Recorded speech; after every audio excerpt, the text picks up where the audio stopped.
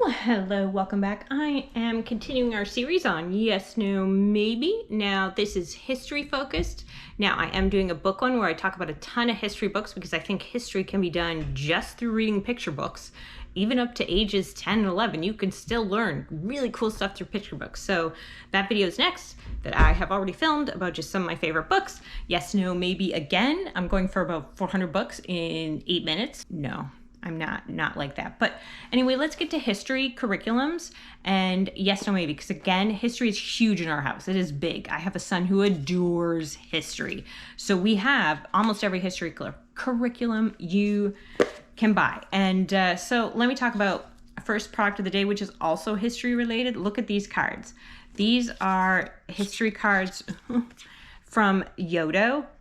History cards from Yoto. And when you sign up to Yoto, if you sign up for their monthly thing, you have in your phone a ton of Yoto cards that you can just copy. It takes 1 second to download to a blank card, and then they can listen to that card. But there's so many history cards and invention cards, and my one son adores these types. The pirate song, not Meet the Pirates, but the other one, there's a pirate song one. Oh my gosh, so good. The music on Yoto is so good. I do not understand why. It's fantastic. I mean, I adore it. Okay, so let's talk other history things. So those are on Yoto. I think $6.99 a card for some of these cards. And then higher, like the most I think I paid was maybe $9 a card, maybe. But anyway, it has just a ton of information and songs and interesting stories regarding that area. Okay, so The Good and the Beautiful. So anyway, these are a yes. So now I'm doing yes, no, maybe. So I'm going to give a couple lines and yes, no, maybe why I think that. Again, it's personal preference. A lot of times things I say no to, if you only have one kid, like the science things I say no to and the language arts things I say no to, if you only have one child, a lot of that's easier to manage. And a lot of people who do only have one child don't agree with that for those things. But just what I'm dealing with multiple children, it's just not always feasible to do. So what I'm saying is there's no right or wrong answer. These are just my answers. So The Good and the Beautiful history, that is probably my only no history. And I like a lot of Good and the Beautiful products. I have all their sciences. I have language arts. I just don't like, I have their safety one. I have quite a few from them. I have books from them. What I don't like is their history. That's the only one I don't like. I don't like it. I don't feel it's in order. It's very confusing to me. Yeah, I don't like it. So to me, it's a no. It's a definite no. It's the only history that is a no. BiblioPlan, I want to say 100% yes, but it's only a yes so far because I'm not that far into it and into the first level. I also don't think you need anything. There's two things I think you should get from the BiblioPlan. BiblioPlan has like a million different books, it feels like, to get. You don't need to. I personally just think you need the textbook. And then beyond that, they have a really awesome arts and crafts book for whether it's ancient civilizations, whether it's medieval civilizations, medieval times, things like that. Their arts and crafts book. It's arts, crafts, and food. And it's super cool. It's like the coolest. Like even if you're not doing BiblioPlan, to get that book, that book has all the food from that area, from that era, all the music from that era. I mean, it's just got tons of stuff, tons of not activities, but crafts you can do, crafts, food, games from that area. So whatever that area and time. Classical Conversations has the best song I've ever seen. Classical Conversations has the Timeline song. It's an amazing song. It is an amazing song. It is the Timeline song. They also have Timeline cards that you can get as well. But the Timeline song, oh my gosh, I think it's fantastic. Go download it somewhere. It's only available on Apple products, last time I checked, but it's so good. It's so good. And their app is really good as well, the Classical Conversations app. Now, beyond that, I'm not exactly sure what the history program consists of, if I'm being quite honest. But the Timeline song, which goes through all of history, oh, it's so interesting. It's so interesting. So interesting. We love it here. Curiosity Chronicles. I don't know that it's... So Curiosity Chronicles, I would say is... So BiblioPlan, I'm saying yes. I want to say yes. But it's a maybe too because you don't need all the books. The one I mentioned after that, the Classical Conversations, that's Probably a no, except for the timeline song and maybe the flashcards, which are kind of interesting, but I don't utilize the flashcards at all. It's just basically the timeline of things. But they do have for painters, for scientists throughout history, those cards. So that would be a yes for me as well. So I guess different else. So it's a maybe. Curiosity Chronicles. So that is secular. And I don't know that it's, I think grade 3 is like the ideal age to start Curiosity Chronicles. It's very interesting.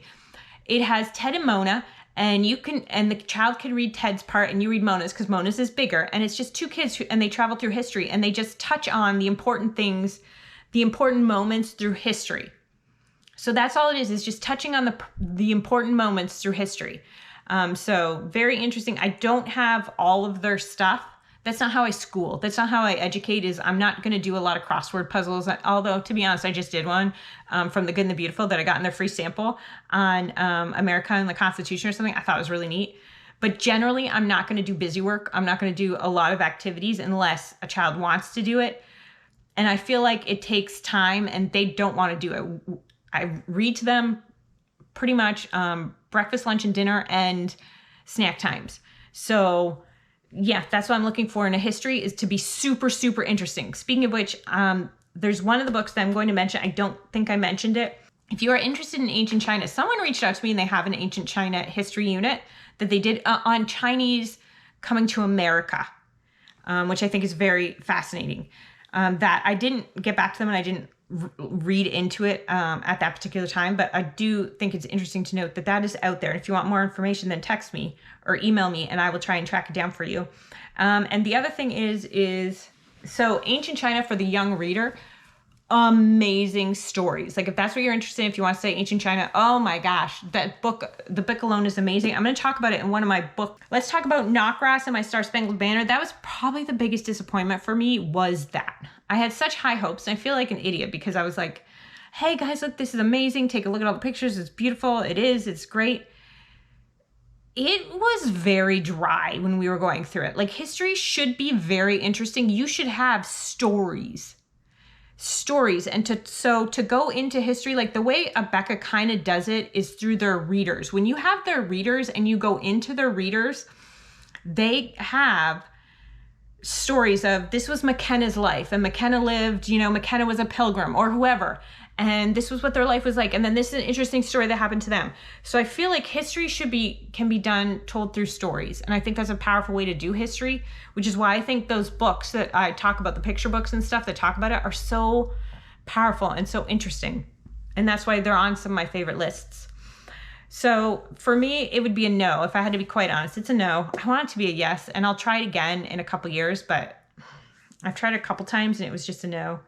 So for me, books in a timeline with like the Kingfisher, the Smithsonian, the Kingfisher, the red version, not the Kingfisher, the new version, the white version, the old Kingfisher book, the timeline book, or if you are secular and not concerned with that, then the Smithsonian one that deals with the Big Bang, whereas the Kingfisher just starts right at people and doesn't cover anything else besides that. So, and just doing that and timeline of it, and then just being like, okay, we have, what picture books go along to the, whatever timeline it is, the Iron Age, and Usborne has grid books for the Iron Age, for the Vikings, so you can go through history that way and just do a timeline yourself on the wall, which I think is one of the best ways to do it as someone who has bought every unit and every history program, but I'm still going to utilize them. And okay, so there's some history programs, so I hope that was interesting for you, and I hope it helped, and I hope you have a really good day, and it was good seeing you again. Bye-bye. Can you say, please like and subscribe? Please like you right. And hit the bell for notifications. Hit the bell for notifications.